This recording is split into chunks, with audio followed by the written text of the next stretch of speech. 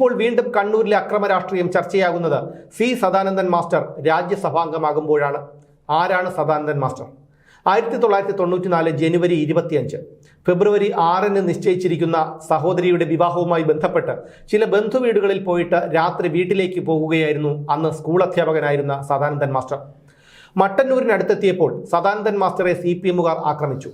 അദ്ദേഹത്തിന്റെ 2 കാലുകളും CPM കൊലയാളികൾ വെട്ടിമാറ്റി. അന്ന് അദ്ദേഹത്തിന് പ്രായം 30 വയസ്സ്.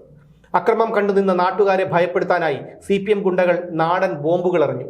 ആ ബഹളത്തിനിടയിലാണ് സദാനന്ദൻ മാസ്റ്ററുടെ കാലുകൾ വെട്ടിമാറ്റിയത്. സദാനന്ദൻ മാസ്റ്ററുടെ കുടുംബം ഇടത് പശ്ചാത്തലമുള്ളവരായിരുന്നു. അദ്ദേഹത്തിന്റെ അച്ഛൻ കുഞ്ഞിരാമൻ നമ്പ്യാർ ഇടത് അനുഭാവിയും മൂത്ത സഹോദരൻ CPM പ്രവർത്തകനുമായിരുന്നു.